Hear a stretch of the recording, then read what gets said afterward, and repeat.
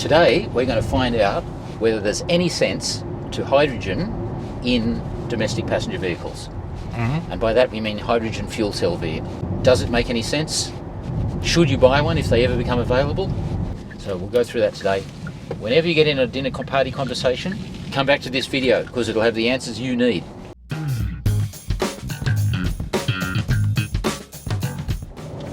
Look, before we even start, we can just go with one premise, that climate change is real. Can I just put that out there? If you don't accept that there's a problem and that we need to do something, and the problem is that we're burning stuff and wrecking its carbon emissions, greenhouse gas emissions, if you don't agree with that, then you're watching the wrong video. Good morning, Mark Edwards. Hello. Hey, everyone. Hey, bro. Yo, what up, Sydney? Oh, that's sad. Well, today the topic is not this car, because this is, what kind of car is this again? This is a battery, yeah. Battery, yeah. Electric. Yeah. It's not. We're going to talk about hydrogen cars. Is the hydrogen passenger car a thing? Let's start with a quote from somebody who should know what he's talking about. On the topic of hydrogen passenger cars, Herbert Dietz, CEO of the world's second largest car manufacturer, Volkswagen, quote, "It has been shown that the hydrogen car is not the solution to climate problems. In transport, electrification has taken over. Fake debates are a waste of time. Please listen to the science." Unquote. That said, he then went on to announce that Volkswagen was embarking on a new type of hydrogen fuel cell patent. Well, I guess they just don't want to be left behind. You've got to try everything, don't you?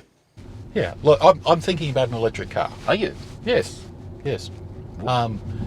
Because we have to do something about the environment. I want energy. I agree. I want energy independence. Yeah, I agree with that. Yeah, and electric is the future. Really? Well, I reckon electric's just a stopgap solution. It's an interim solution, and hydrogen's the way to go, because hydrogen's the most abundant element in the universe, and hydrogen cars have no emissions at all. They produce nothing but water, and that's what I think. And hydrogen, and it just sounds greener, doesn't it? Hydrogen sounds really good. It's everywhere. Look, hydrogen is very abundant. I'll give you that. The sun's made out of it. Hydrogen and helium. Absolutely. Do you know how much hydrogen's in the sun? A lot. 2.0 by 10 to the 30 kilograms. So that's a lot. It's a lot. And it's in water, H2O. And it's in methane. Here's a pedestrian. Yeah, don't run over the dog. No worries. You're welcome. Yeah, hydrogen is everywhere. And so why isn't that a solution? Zero emissions, mate. What's that do? Collision avoidance. You thought I was going to run into that van. Hydrogen is everywhere, but it's not everywhere as hydrogen. It's everywhere as water, as methane, as other things. Okay. Anyway, that's the argument, Yep. And you hear it a lot. So today we're going to discuss hydrogen and figure out whether it's a good idea or a bad idea. Spoiler alert: it's a stupid idea. No. I mean, it sounds great, doesn't it? You have a car that's only like twice as much as a normal car to buy cost. The fact that you can say proudly that it's got zero emissions and you can fill up really quickly and you've got decent range. Yeah. Which is the argument that it's got over battery vehicles at the moment. Although that advantage is rapidly diminishing, isn't it? With fast charging networks and improvements in battery technology and stuff. And usable range in battery EVs. As we know, just a Tesla Model 3 version for long range version, 600 kilometres. Pretty good. Realistically, probably 540, 550. Yeah, well, more than what a normal person is going to drive without nappies. Don't like nappies. Yeah, it's got the benefits, range, and it refuels reasonably quickly. You know, it's very much like owning a petrol car today. You drive it and fill it up. Where are you going to fill it up? You have to go to a hydrogen servo, right? And where are they in Australia? Yeah, good question. There's three. Three? I think. There's one at North Ryde, Hyundai, bless their hearts, love Hyundai, great product. I really don't know why they've created the Nexo product, which is their hydrogen SUV, small SUV. I think they're just showcasing their talents, like they have with this car. This is the Genesis GV60 battery car. Now, when somebody says, I think hydrogen's the answer, the next question is, what kind? Grey, blue, green, yellow, or boysenberry, strawberry, ripple? Yes. And they go, what do you mean? There's just one kind of hydrogen. And they're right, there is just one kind of hydrogen, but the colour refers to as how it's been extracted or derived. How it's actually made. Yeah. Yeah, how it's made. We make a lot of hydrogen globally. And 95% of it, 95, some say 98, is grey hydrogen. Mm-hmm. And just so you know how that works, it's just natural gas out of the ground, which is methane, combined with a bit of ethane, propane, butane, mainly methane, comes out, you extract it using mining, conventional mining companies, and then you put superheated steam through it, and that breaks it down, changes its chemical composition, and you get hydrogen and CO2.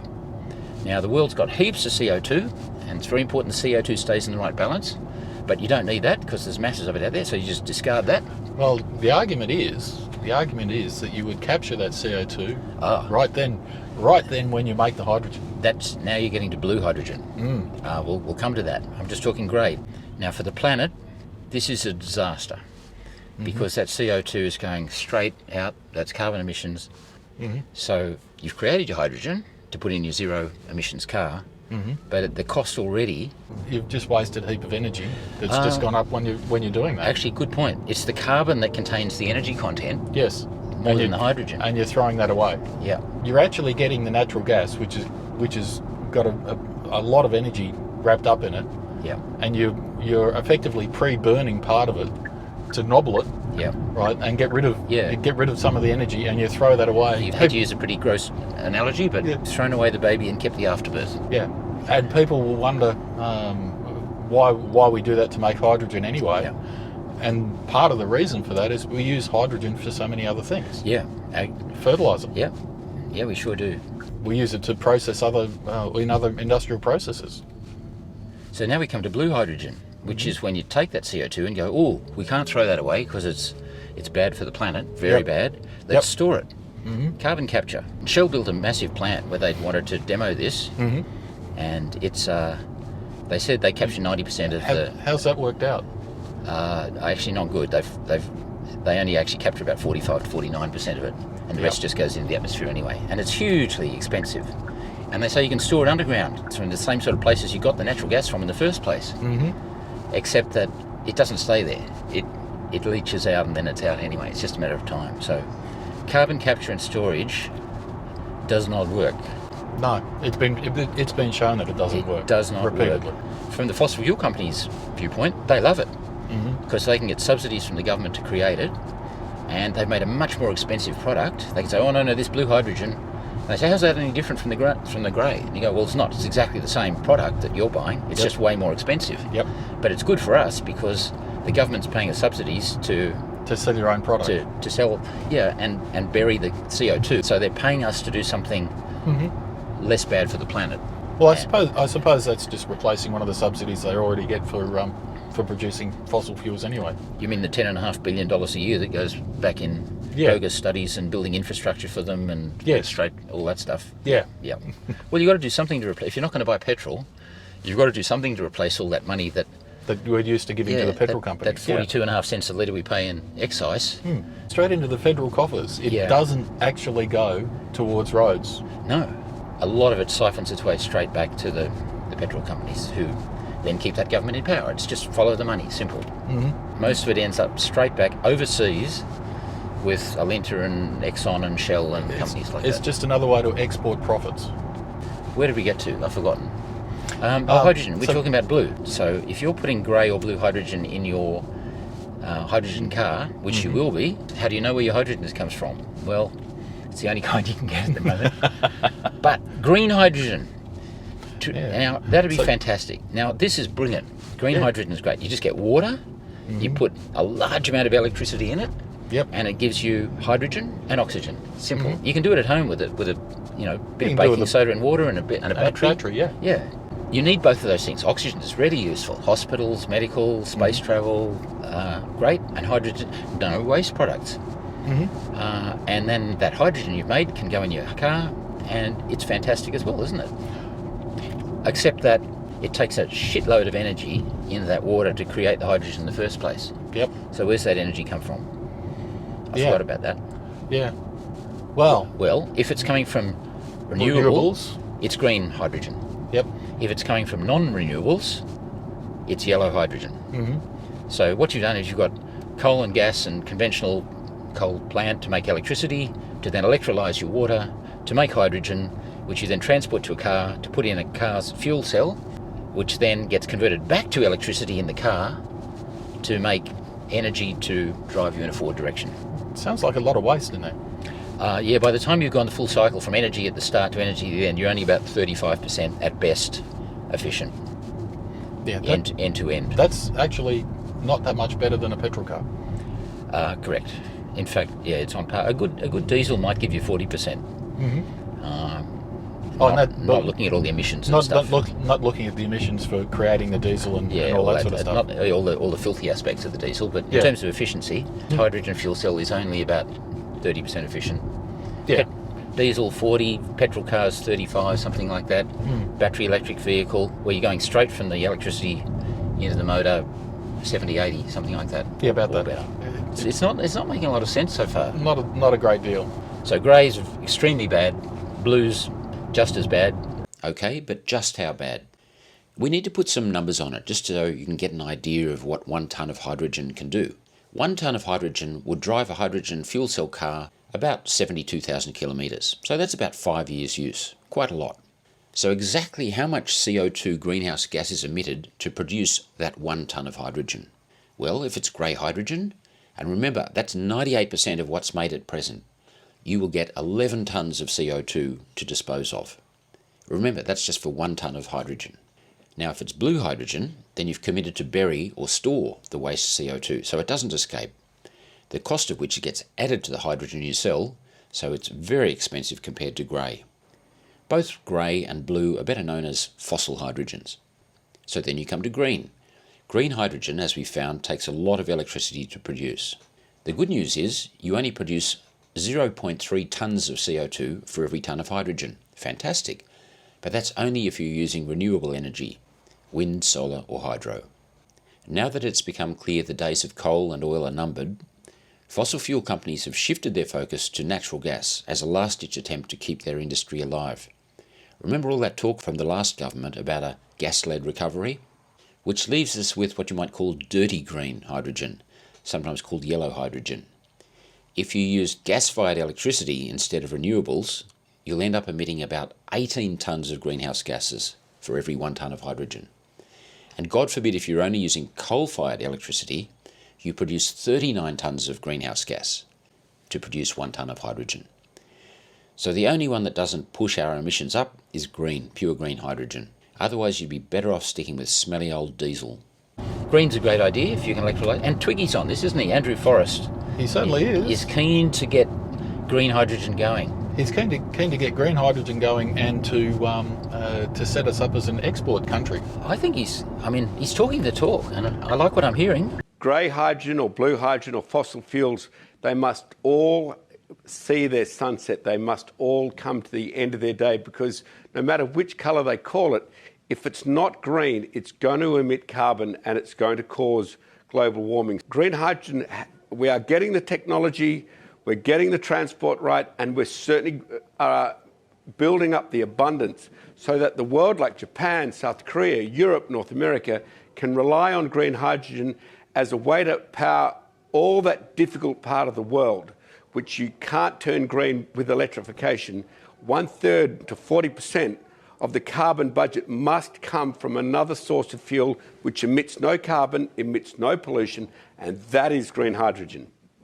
Well, yeah, I am to a degree. I'm more excited about what he's talking about with green steel than I am about exporting hydrogen. Yeah. To be fair. Now that's a good point. Steel currently is made by coking coal. Pretty well. And he's proposing to use hydrogen instead. Steel and iron ore and concrete and all of these issues must go green. And we're working right now on a global mechanism to turn iron ore from being carbon dirty and steel from being carbon dirty with new technology which will see beautiful iron and beautiful steel made without any emissions to the environment. Let's pursue these technologies. Let's make this happen. Exporting green steel, fantastic. Making fertiliser, exporting ammonia, no problem. Yep.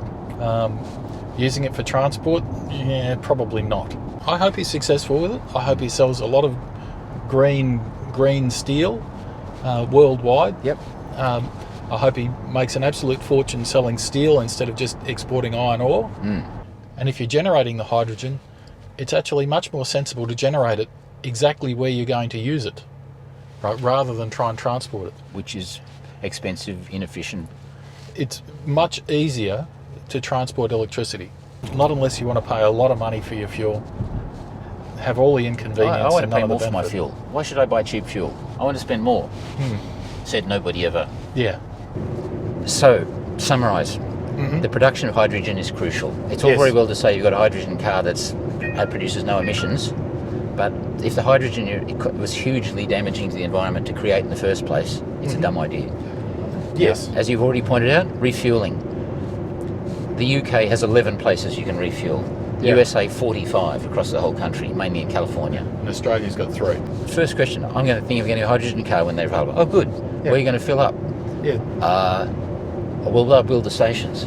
Well, will they? They cost 3 to 4 times as much to build as a petrol station. You may have to wait 10 to 30 seconds or more after the end of fueling before attempting to remove the nozzle. At times, the nozzle may become temporarily frozen and unable to disconnect from the vehicle for several minutes. Do not try to remove it forcibly, or you could cause damage to the nozzle, vehicle, or dispenser. Simply wait a few minutes and try again. Oh, hurry up, lady, will ya? To replace the current infrastructure that we have with hydrogen would mean replacing all of our petrol stations with equivalent hydrogen ones, at least 1 for 1. For EVs, you only really need to put high-speed chargers Yep. where people are going on trips Yep. because they're at home.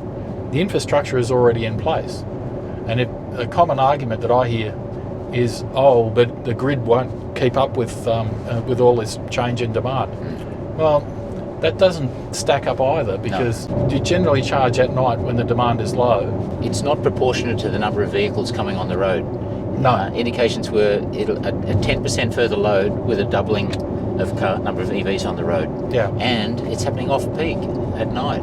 And then you've got the other question, which is, are you going to be producing the hydrogen at the station, or are you going to transport it there? Oh, transporting hydrogen, Not easy. bad idea. Not easy. And Twiggy Forrest says as well, you've got to produce the hydrogen at the source, because it's got to be transported either at minus 250 degrees, just 20 above absolute zero. Yep. And how much energy does it take to freeze hydrogen to that level? A lot. A lot. But then how much does it take to keep it there? Yep. Or at 700 bar pressure. Now, Yeah. you put 30 pounds PSI in your car tyres. Mm-hmm. Well, the hydrogen needs to be stored compressed cylinder at 700 atmospheres, 10,000 PSI. Yes. Now, did I point out that hydrogen is an explosive gas?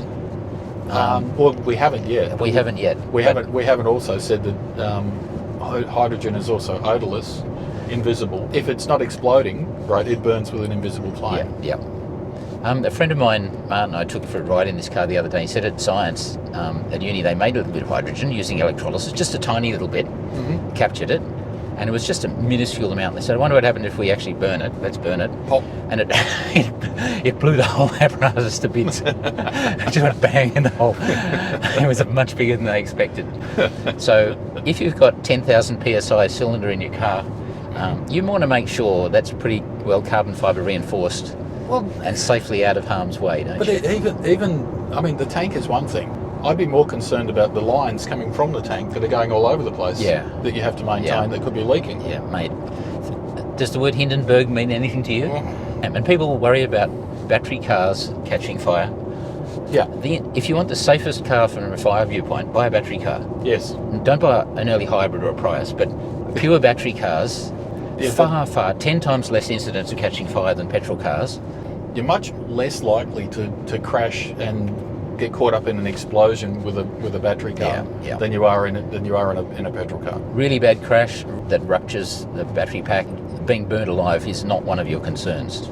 No, you've got time to get out of the car. Yeah. If your car catches fire after an accident, but it catches fire 2 hours later, it's a problem in the wrecking yard, and Yeah. it's a problem when they're storing the cars after the accidents. I know that in some countries they're making tubs to put the cars in. Have you noticed how well behaved I have been today? Yeah, it's unusual. I haven't demonstrated the acceleration. like 470 horsepower this car has. Oh, that's right. This is the performance one. I forgot about that. 700 Newton meters.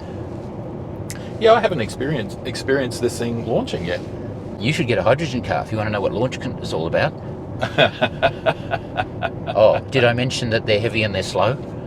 Yeah. Okay, Yeah. so we can just accept that they're not performance cars. But that's actually something else that we need to talk about. And that is, how does a hydrogen car actually work? Because it's not actually burning the hydrogen. No. Can I'd love to step in at this point. May I? You go for it. Okay, you've got a super high pressure cell, or several, maybe 2 or 3, that have the hydrogen under pressure. There's a fuel cell in the front. Now what that does, it takes oxygen from the air, so it takes the air coming in, filters it to the nth degree, because it's got to be absolutely pristine clear. This is something else you've got to do, change the filters in your... I was about to say, I think that means your maintenance is lots of up there. maintenance. Yep. Anyway, takes the hydrogen and oxygen, and guess what? H2O, water, by combining them together in the fuel cell using a catalyst, which is typically platinum. That's a very expensive thing to make, a fuel cell. It combines the two together to create electricity. So guess what? Your fuel cell car is actually just a battery electric car. It's got an electric motor with a small battery. Yep. You need the battery because if you do need instant acceleration, Yeah, the fuel cell can't do the it. fuel cell can't do it. So really a fuel cell car is just a battery electric vehicle With an a whole onboard lot generator. and lots and lots of really expensive stuff added on as well. So it sounds pretty complex. It's very complex and way more than a battery car. Toyota. Yeah, Akira Toyota. Toyota has been passionate about hydrogen for like 30 or 40 years.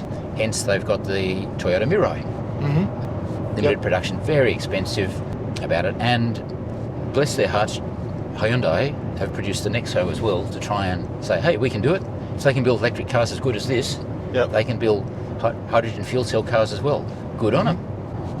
Now, where do the world's emissions come from? The production of hydrogen worldwide accounts for about 2% of greenhouse gas emissions. Surprising, isn't it? But that doesn't sound like much.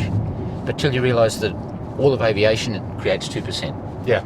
All of shipping produces about 2%. Yep. And that's just for the industrial processes that we use hydrogen for now. Because we're not using hydrogen for transport yet.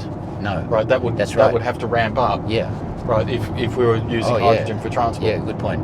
Matter of fact, back in 2016 or 2017, Woodside proposed hydrogen as a future for Australia, and they proposed making it from natural gas. Yep.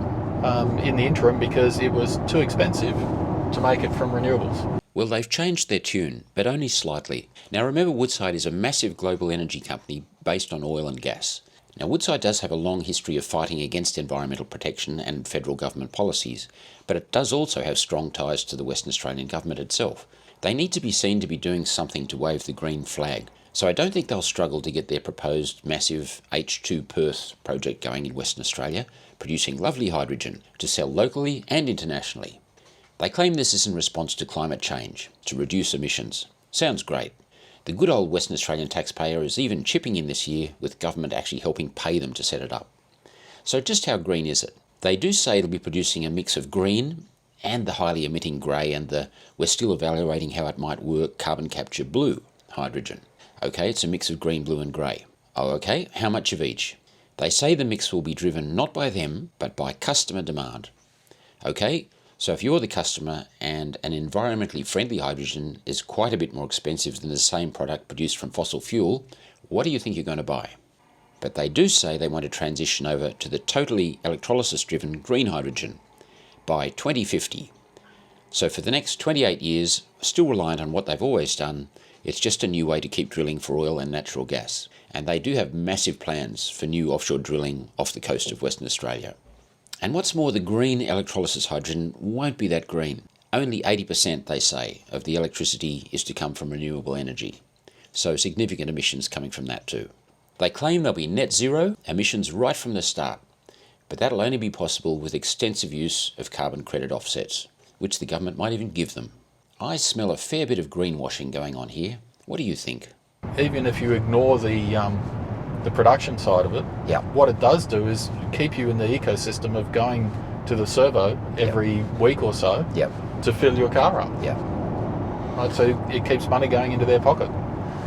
Now, some people will say, oh yeah, but if you're going battery, you're going to need to have electric charging stations on every street corner as well, ignoring the fact that it's a completely different model for electric cars because most people charge at home. 90% of charging of electric vehicles is done at home. Yeah.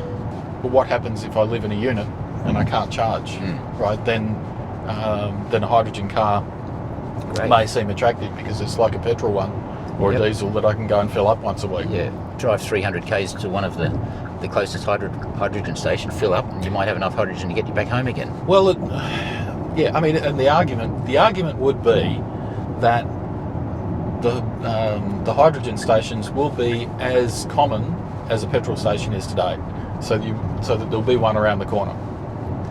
They won't be. I doubt it. Chicken and egg syndrome. Who's going to buy the cars if there's no places to refuel them? Who's going to build the refueling stations if there's no demand for the cars because they're uneconomic? Yep. Well, let's have a look at a real world example of where people got in early to promote hydrogen, and where the most hydrogen cars are in the world is in California. Yeah. They invested quite heavily in building a number of hydrogen stations. Yeah, I think they're about 25 or 30. Yeah, from memory, Arnold Schwarzenegger actually had a hydrogen Hummer for a while there. Now, Arnie is a bit of a greenie, but once he left office, he ditched the hydrogen car and got himself one of these Kreisel. Yeah, Kreisel. Genau, now you're talking. Mercedes G-Wagon, full battery electric cars instead. I've been driving this car now for a while, and it is really fantastic. Yeah, look at this. Okay. So does this have regen? Absolutely. James May's got a hydrogen, I think he's got a Toyota Mirai. Just for the sake of having one, and conversation starter, I reckon. I bet he doesn't drive it much. The only problem, I know I keep going on about this, but the problem is the infrastructure, which is not really something Toyota or Honda or Hyundai can control. There aren't enough hydrogen filling stations yet to make this a viable only car. In Britain at the moment, there are only 3 hydrogen fuel stations open. There are only 10 anyway, but a lot of them are closed because of COVID, spare parts stuck in the Suez Canal, I don't know. So if you've got a range of 600 kilometres, but same as a Tesla Model 3, long range. So realistically, that means you can only drive 300 kilometres from the nearest.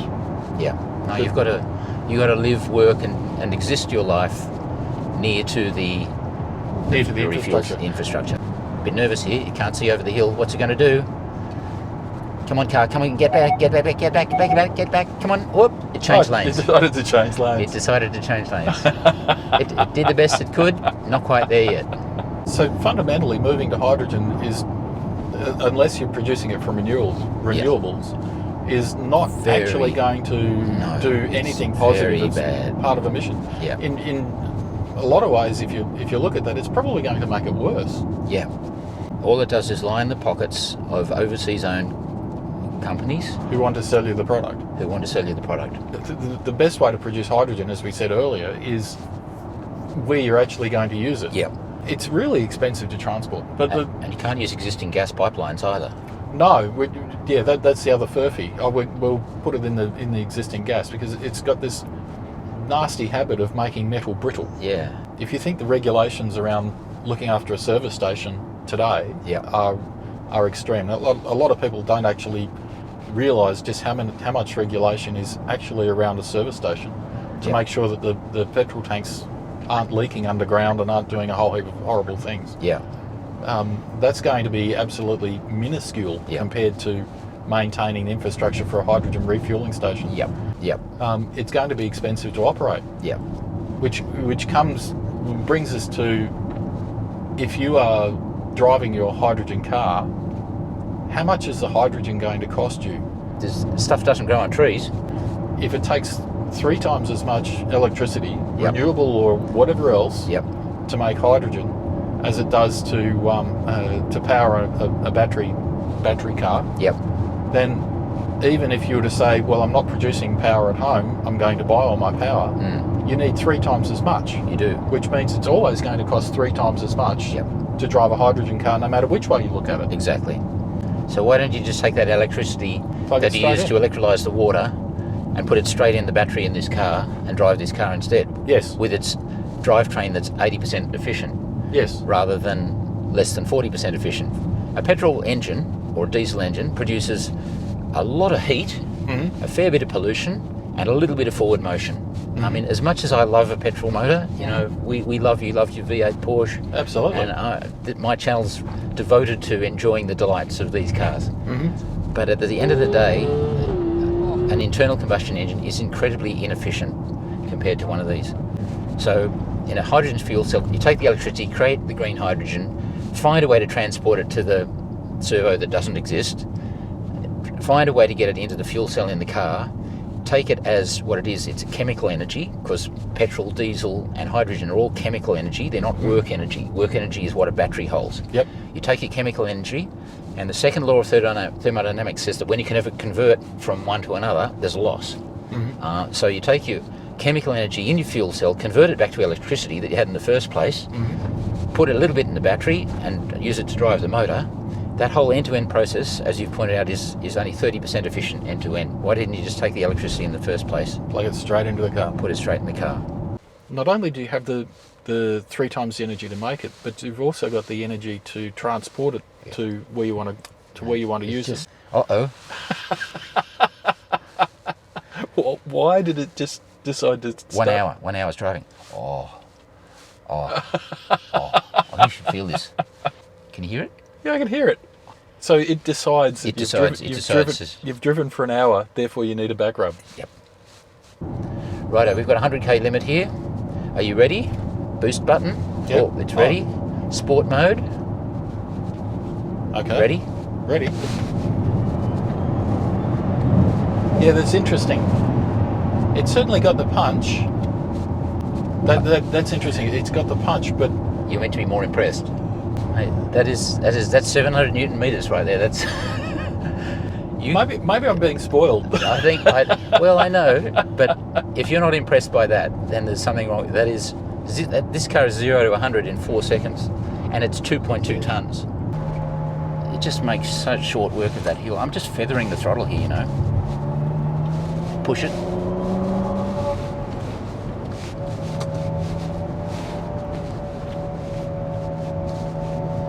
That's getting it. It's annoying me. Here we go. Watch this one here.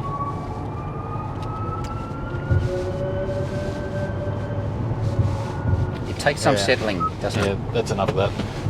That is annoying. But how about these corners? That is impressive.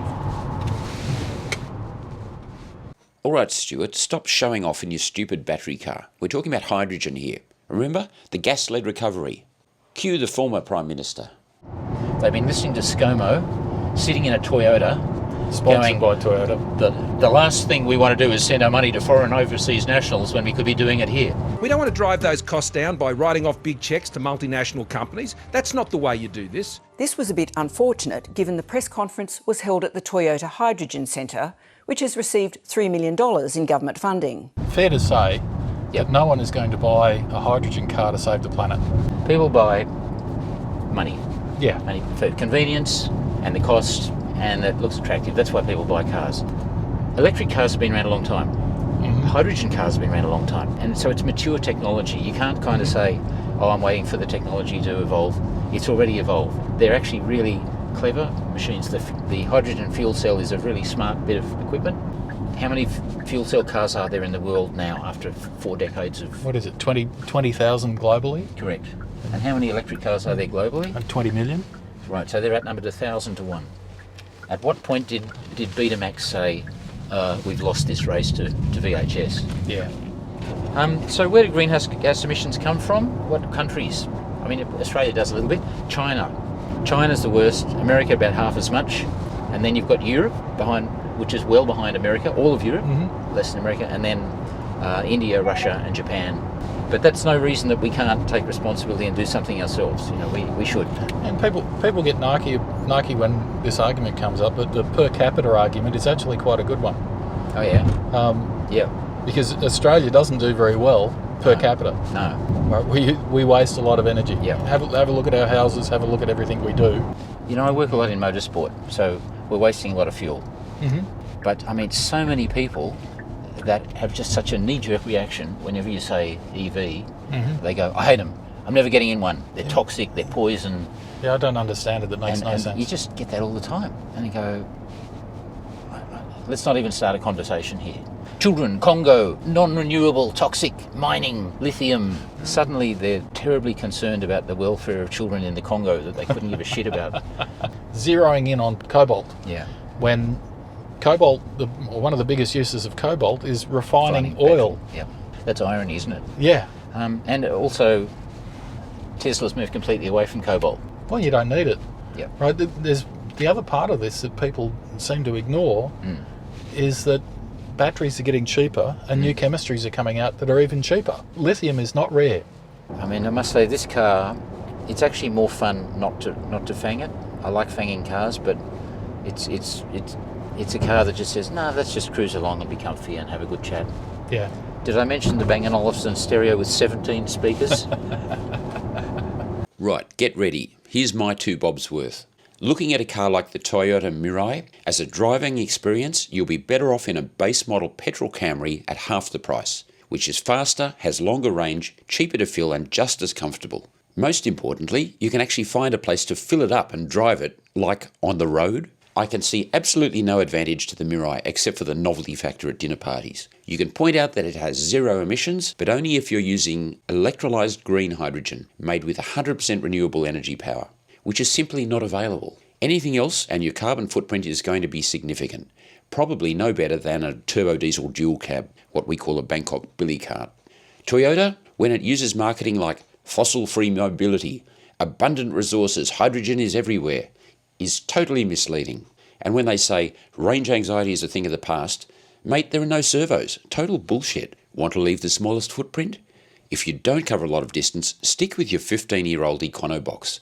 That at least will save the tons of CO2 emitted when you build a new car. But if you do cover a lot of miles, buy somebody else's second-hand Tesla. Put solar on the roof, maybe batteries on the wall, and drive the shit out of it for a couple of years. Range anxiety? My ass. So you're telling me that a hydrogen car is going to be slower, more expensive, cost a lot more to run, have to service it all the time, have to go and buy fuel from somewhere else? Yes. Oh yes, I didn't mention the filters. They're actually really high maintenance motors because the oxygen going into the fuel cell has to be so clean. Well, that's the end of the video. What a long, boring video that was. Bye everybody, thanks for watching inCARnation today. You stuck out the whole incredibly long video. Hats off to you.